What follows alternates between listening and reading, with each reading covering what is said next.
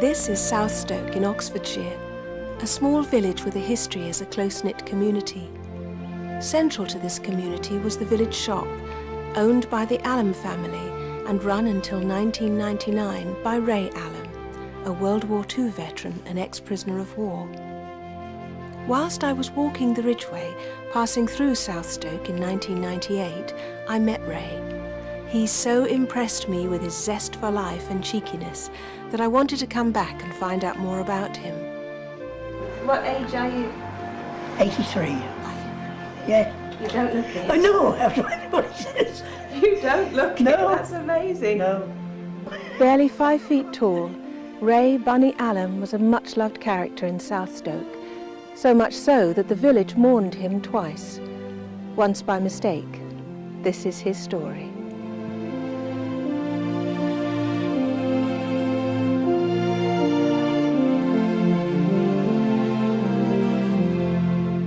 I was born where the used to be the old next to the Perton Pike. There was a cottage there, you see, and that's where I was born in there. And there was 4 girls and 4 boys. I'm the youngest of the 4 boys, you see. So. What did your dad do?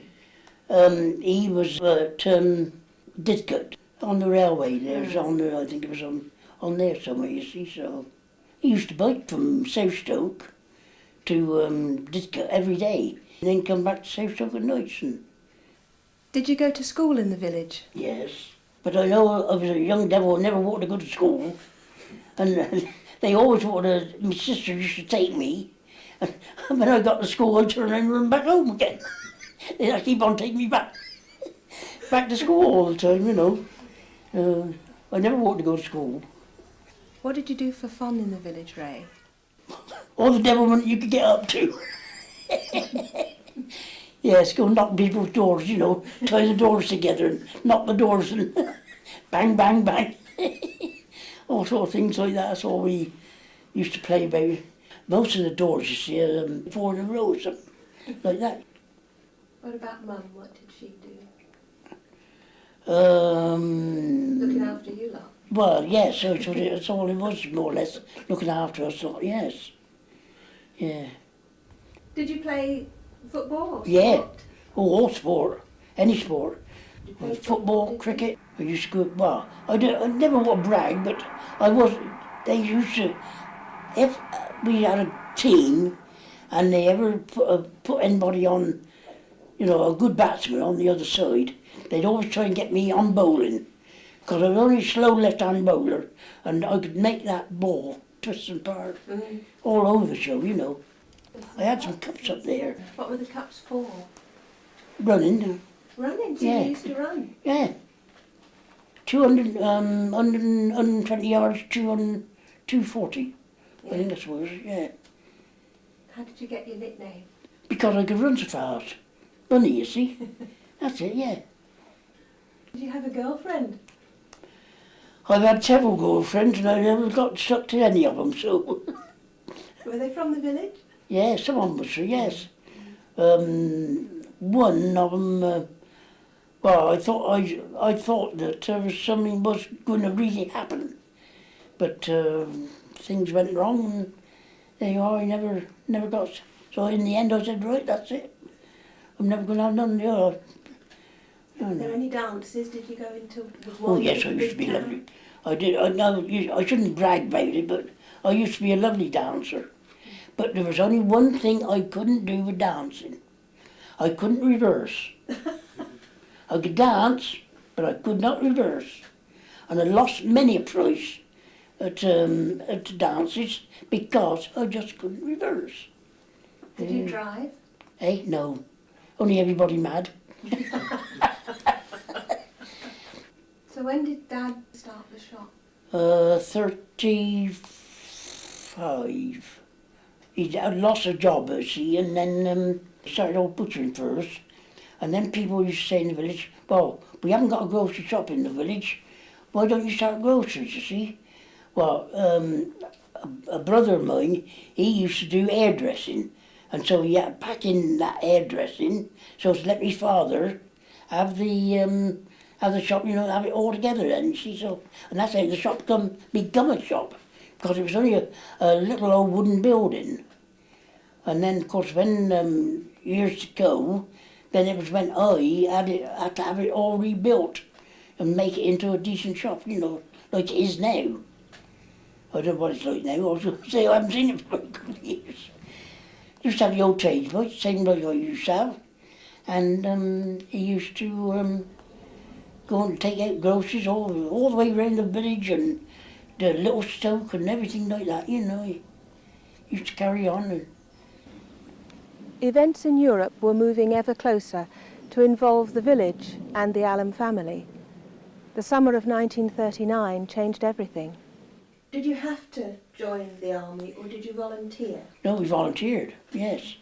Yes, well, you see, daft like me, you see, all the boys, you see, there was a man in the village, what was his name? I can't remember what his name was.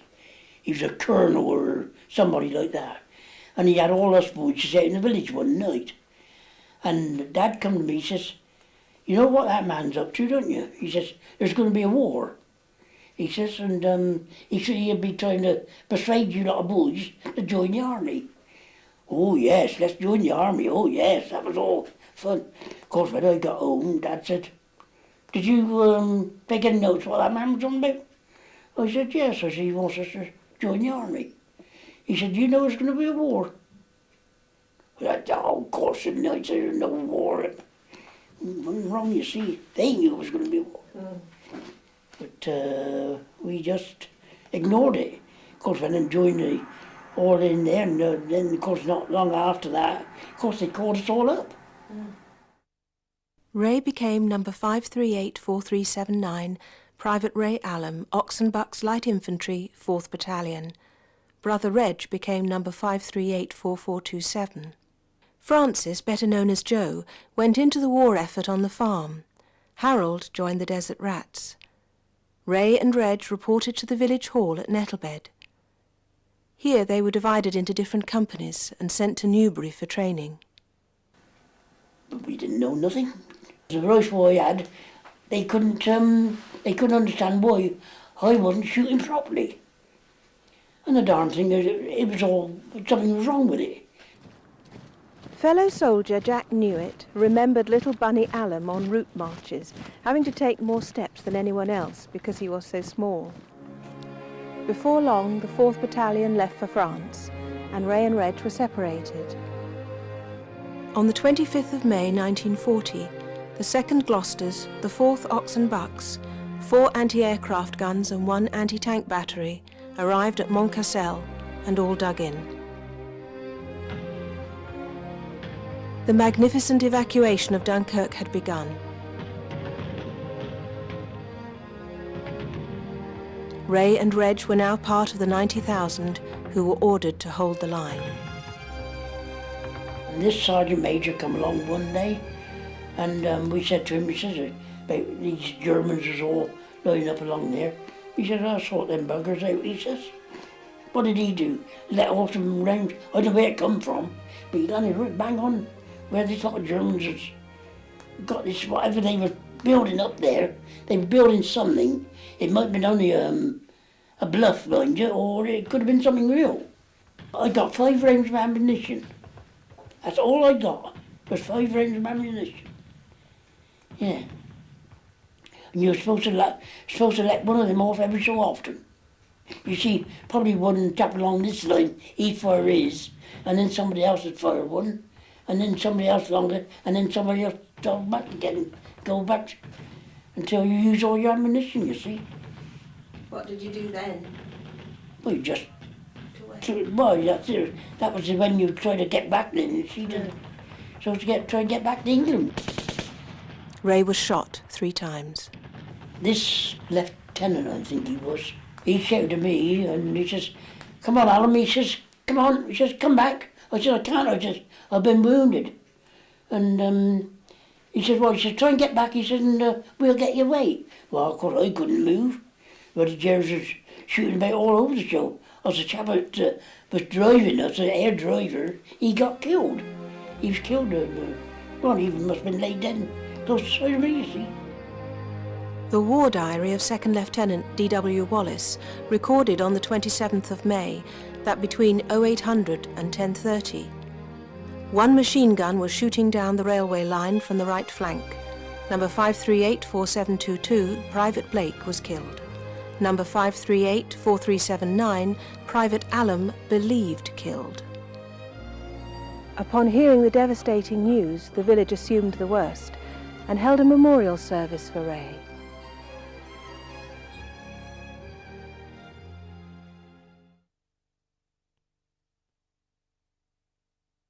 Then next morning, what I done was I crawled away from the ground and I got up into a lorry. And I thought, well, if I get in that lorry and somebody do come, they're bound to pick me up somehow or other, you see. And next thing I was, found a bloody German was there by the side of me, knocking on the window. Come on, get up, come on, get up. I said, I'm sorry, I can't. I said, I've been wounded. All right, he says, stop there, he says, we'll get you away, we'll get you to hospital. Speak perfect English. And the chaps that looked after my wounds, you see, and sort of looked after them, first aid man. And he turned out, I never, well, he spoke English better than whatever I did, I think. Yeah. Where were you? All Germans are gentlemen, all English are not. I said, I'm out now with the Germans yet. But he said, you're looking at one now. Sorry, you was going to say. Where were you wounded? In my back, in my ribs there, on my butt there, and one on my leg. Yeah. The one on my leg is not so bad now, but the one in my ribs and that, you can still see them. Were you frightened? Well, I suppose it's a thing that you knew once you knew you was a prisoner, that you see that, well, it was no good being frightened. Ray was now a prisoner of war, number 179. Whilst the other prisoners marched, 3 times wounded Ray was taken by lorry through Germany to Poland and a succession of camps. Did you stay in one camp? No, about every 3 months they moved us. Yes, they wouldn't let you settle down in one camp. The worst part was you know, when I was first wounded, you know, sort of trying to, but God, dear oh dear, you didn't know where you were. Now, after being a prisoner for such a long time, being wounded and that, and then I was at one camp there and turned around and there was somebody shouting out, Ray, Ray, Ray. And I went, who the devil was your old mate? And that was my brother on the other side of the wire then. The 2 brothers were reunited at Stalag 13B, Teschen. But I nearly got home. Where I was wounded, you see, the air medical people, they called for Allum one day, and of course my brother, he said, yes, my name's Allum. And they said, right, we want you. And of course, they asked him to strip off, asked him where he was wounded. And he said, oh, I only had a little bit of a wound in my leg. Oh no, that's not the one. He says, have you got a brother? He said, yes. He's in the camp with me here. And of course then they took me there, you see, and stripped me off. Found out I got all these wounds on where I'd been, you see. Oh. And of course he carted me off, took me to this hospital Posen. And it was a beautiful hospital, that was Posen. I'd never seen, it was spotless. Some of the English hospitals would cry, I think, to see that it was all as clean, as white as possible, you know. And so I went in there, see, and this bloke examined me. And he said to me, he says, how long you been like that? Some, you know, and I said, well, I don't know how many years. He says, I think you might be going back to England. He said, I think you got TB. Oh, I never took no notice, you see. Went all back and I said to my brother, I turned around and I said to him, well, one of these days, I said, you'll be missing me. I said, they're going to send me back to England. I said, all something to do with wounds and that, you see. And, oh, why's that there? Something you turn around, you know, I'm worrying about it. And then again and again and again, they kept on coming every so often. But each time that they examined me, they was gradually getting smaller and smaller and smaller, you see. I was so blowed up where it showed at the beginning, Yes. and then it got smaller and smaller. Of course, one day my brother comes and says, "You ain't going to England now, boy." He says, "You go up here." Oh dear, oh dear. Did you get into trouble in the camps? Me, no, I never got no. Because you see, I was in the camp all the time. You see, you got working parties, and they all took these working parties outside the camp, different places. But to see, me being sort of fully wounded, I sort of had what was called, I don't know if it was a red card or a yellow card. They give different colours. And if it was I'd say a white one, you could do any work.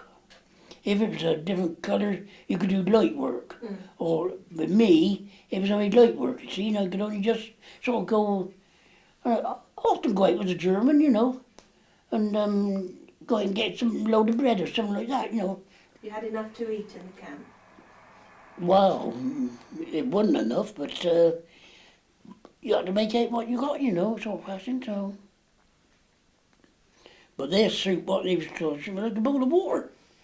Of course, you see, all you done was you had one loaf of bread between four of you.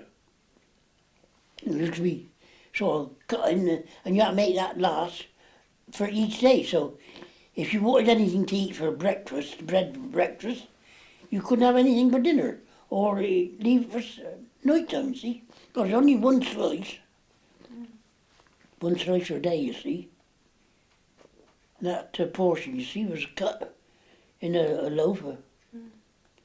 Oh, it's terrible bread, that is. Oh, I taste it now, I think, at times. After you wounds or your leg healed, did you play football in the camp? Oh, yes, you used to kick a ball about there, you know. Well, you had to do something. Yeah. And that was it, you see. So you weren't on any escape committee? No, no, no. We had a sergeant major with us, and he was always escaping. And he was, I was looking after him as backman. And he never used to say anything. And he might go say good night to you, and he says, "Might see you in the morning." I thought, oh, I don't say, you know, what do you mean, might see me?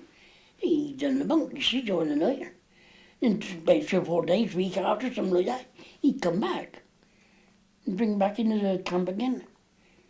Oh, well, he says, "I ain't going to be here long, Adam." He said, "That'll be it." He says, "I should be gone again." I said, "One of these days," I said, "they're going to shoot you, ain't careful." I said, "Because they're getting like that." I said, "They're getting desperate." I said, "It's getting near the end of the war now," sort of, you know.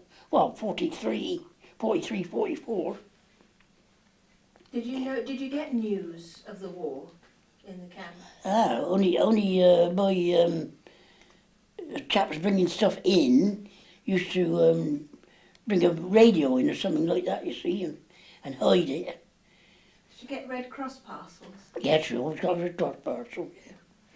Yes. Of course, they're very few and far between, mind you. Did you get letters from home? Oh, yes, yes. What must have been the first 6 months, we didn't know a thing. Because we didn't know, well, they didn't know, in England, they didn't know if we was dead or alive or anything like that, you see, so. But then, of course, once the letters started coming through, it was all right. You see, of course, half of it would be crossed out because they didn't want you to know anything. But towards the end of the war, did you started to realise that the Germans were losing? Yes, yes. Oh, yes. When we first noticed, when he was supposed to have come through our camp one day, and we were supposed to brush the camp down, we were supposed to have done this, we were supposed to have done that, all this, that and the other. And what happened? You see a puff of smoke go by. And they said, "Oh, that was Hitler in that car." So he didn't know if it was Hitler or if it wasn't, so. Did you hear the Germans talking, or did you get information that things were not going well for them from the guards? No. They didn't talk? No. All they'd say was, England could put, you know. England was finished, England was finished. We used to say, well, don't tell us that, because we know that England will never be finished, so... And in the end, you see, of course, it turned the other way, didn't it?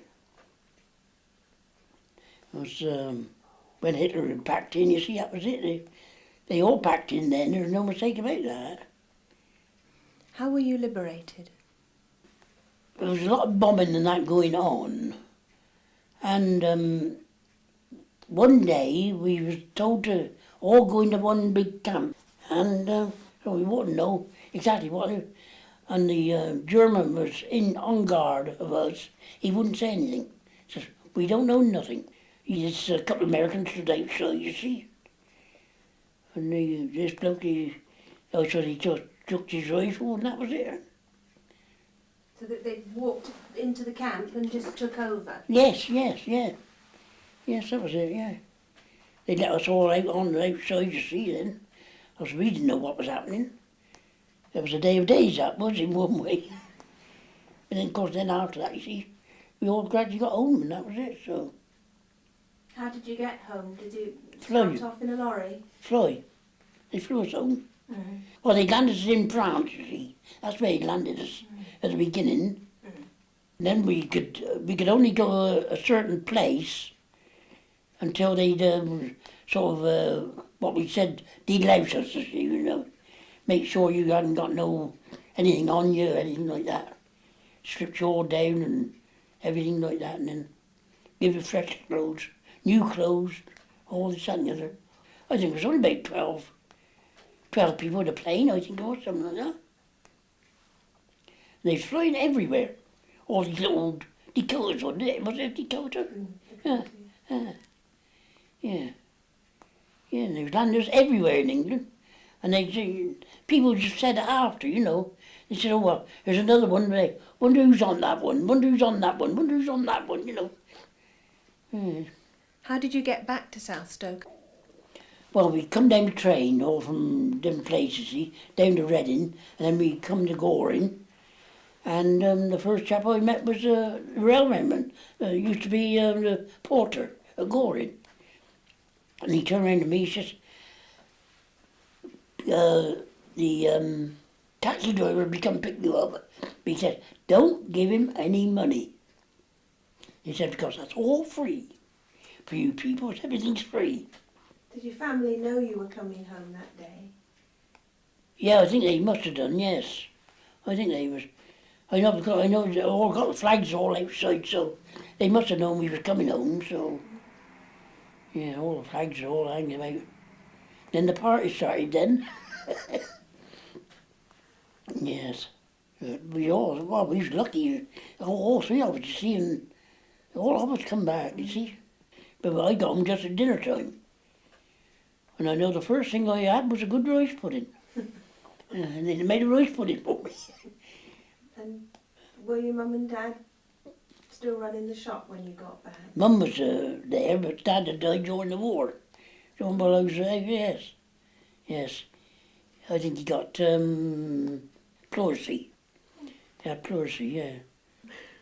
What did you do after the war? Did you work in the shop? No, I went for a holiday. I went down to Weston-super-Mare with my sister. On holiday, and I was down there for about a month. And the stuff that people kept on bringing in me, you know, oh, my brother's been a prisoner of war in Germany, all this, that and the other. Oh, well, what would he like? Would he like some chocolate? Would he like this? Oh, I was, well, my sister, the way they was feeding me up, you'd have thought that I was half dead or something, but they was more surprised than anything of how well we looked in one way. But of course, the way some of them looked, it was different altogether. And when you came back from your holiday? I went and started on with the, in the shop then, you see, now in Mum's shop. But then I used to do, you know, delivering the groceries and things like that. And then lost my mother, you see, and then I used to run the shop on my own then after that, you see. Bunny was always active in village life and regularly performed in local events, This rare piece of film taken inside the village hall is from 1961. You used to make your own funhouse film more or less, you see. It was sort of, wasn't a lot to do in the village because you see there was no lights or anything, so I used to try and do a bit of acting, but they weren't in my life somehow, you know. Half the time I couldn't learn the words, that was my trouble.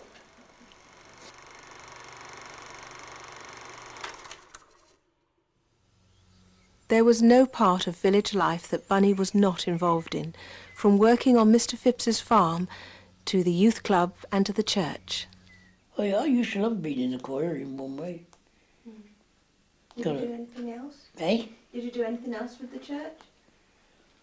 Bell ringer.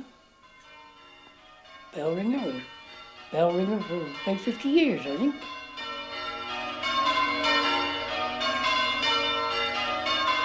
I was captain for 25 years, I know. His indomitable spirit, which sustained him through 5 terrible years as a prisoner of war, his cheeky sense of humour, his cheerfulness and devil-may-care attitude are all testament to a generation that triumphed over the privations of war.